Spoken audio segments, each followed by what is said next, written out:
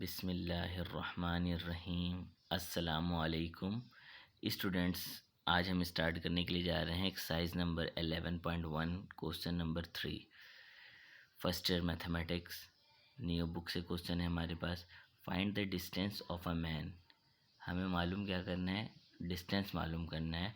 A man from the foot of a tower 169 meter high if the angle of depression of a man from its top is 48 degree 30 minutes। अब देखें, सबसे पहले हम क्या कर लेते हैं, इस क्वेश्चन को देख करके हम एक डायग्राम को ड्रॉ कर लेते हैं ताकि कॉन्सेप्ट जो है वो क्लियर हो सके। तो सबसे पहले हम एक डायग्राम बनाते हैं। हमें एक बात ये समझ में आए, एक टावर है जिसकी हाइट दी गई है हमारे पास 169 मीटर। तो सबसे पहले हम एक टावर ड्रॉ कर लेते हैं। तो सपोज़ ये हो गया, हमारे पास एक टावर है जिसकी हाइट गिवन है हमारे पास कितनी, 169 मीटर। ये एक टावर है और इसकी हाइट है, और इस टावर के ऊपर जो है एक बंदा खड़ा हुआ है इस जगह पर। ठीक है, ये बंदा जो खड़ा हुआ है, इसका एंगल ऑफ डिप्रेशन जो बन रहा है वो 38 डिग्री 48 डिग्री 30 मिनट्स। तो एंगल ऑफ डिप्रेशन जो बनेगा वो ये। अब एंगल ऑफ डिप्रेशन जो बनता है हमारे पास, ये हो गया हमारा। हम एक ट्रायंगल ड्रॉ कर लेते हैं। ये बन गया हमारे पास एंगल ऑफ डिप्रेशन। कितना बता रही है, 48 डिग्री 30 मिनट्स का बन रहा है हमारे पास। और आपने मालूम करना है कि डिस्टेंस मालूम करना है कि डिस्टेंस कितना होगा हाइट, ये टावर की हाइट से। तो ये हो गया हमारे पास ये डिस्टेंस। अच्छा भाई, तो हमें सबसे पहले एक बात ये समझ में आई, जब हमने ट्रायंगल ड्रॉ किया, जो एंगल इस जगह पर बन रहा है, ये ट्रिग्नोमेट्रिक की प्रॉपर्टी है, वो एंगल इस जानिब भी बनेगा हमारे पास। तो यकीनन वो एंगल जो बनेगा वो भी 48 डिग्री और 30 मिनट्स का ही एंगल बनेगा। तो सबसे पहले हम नेमिंग कर देते हैं। हमने इस वर्टेक्स का नाम ए दिया, इस वर्टेक्स को नाम हमने बी का दे दिया, और इस वर्टेक्स को हमने जो नाम दिया वो सी का नाम दे दिया। अच्छा, ए के जो अपोजिट वाला साइड है वो हो गया हमारे पास स्मॉल ए। ठीक है, बी के अपोजिट वाला साइड, अब जो कि डिस्टेंस है वो यही है, यहाँ से यहाँ तक का ये डिस्टेंस फाइंड करना है। तो बी के अपोजिट वाले साइड को हमने नाम दे दिया बी, और हमें यही मालूम करना है। सी नाम देने की ज़रूरत नहीं है, दे भी दे तो कोई मुज़ायका नहीं है इसमें, लेकिन यहाँ पे हाइपोटेन्यूज की कोई बात ही नहीं, तो हम रहने देते हैं। अब यहाँ पर हम इस सवाल को सॉल्व करते हैं। सबसे पहले हम लेते हैं यहाँ से गिवन में हमारे पास क्या क्या चीज़ें हैं। सबसे पहले है हमारे पास गिवन। तो हम गिवन में यहाँ पर ये देख लेते हैं कि हमारे पास दिया हुआ है height of a tower.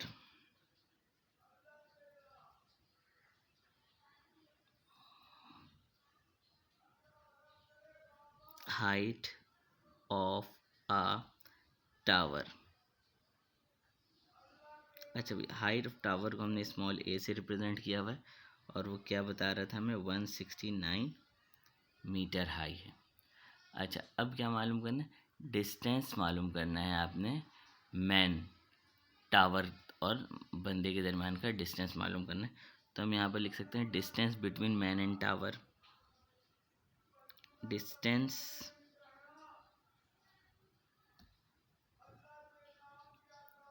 Between man and tower. अच्छा भाई, इसे डिस्टेंस को जो हमने नाम दिया है वो स्मॉल बी का नाम दिया, और ये बेसिकली हमें क्या करना है, फाइंड करना है। और एंगल ऑफ डिप्रेशन दिया हुआ है हमारे पास।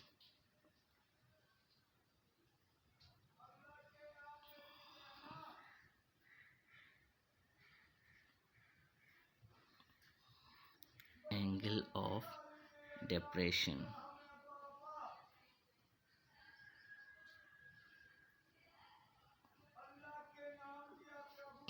Angle of depression is equal to 48 degree and 30 minutes. Vertex A के साथ जो एंगल बन रहा है हमारे पास, उसे हम क्या नाम दे देते हैं, अल्फ़ा का नाम दे देते हैं। तो अल्फ़ा हो जाएगा हमारे पास 48 डिग्री 30 मिनट्स। अब हम क्या कर लेते हैं, इसे कन्वर्जन कर लेते हैं। कन्वर्जन करना हमने सीखा हुआ है कि अब मिनट्स को हम किस तरह डिग्री में कन्वर्ट करेंगे। तो ये हो जाएगा 48 प्लस 30 डिवाइडेड बाई 60 से हम इसे डिवाइड कर लेंगे। तो जैसे हम इसे डिवाइड करेंगे तो अल्फ़ा की वैल्यू आ जाएगी 48 प्लस, इसको हम जैसे ही डिवाइड करेंगे तो ये बन जाएगा 0.5। 0.5 को ऐड कर लेते हैं हम इसमें, तो 48.5 डिग्री बन जाएगा हमारे पास। एंगल कन्वर्जन होने के बाद ये निकल करके आ गया अल्फ़ा की वैल्यू 48.5 डिग्री। नाउ नेक्स्ट, अब हम क्या कह सकते हैं यहाँ पर, ये जो ट्राइंगल है वो हमारा राइट एंगल ट्राइंगल है। तो मैं यहाँ पे लिख सकता हूँ in right triangle A B C, right triangle जो है वो क्या है, ए बी सी।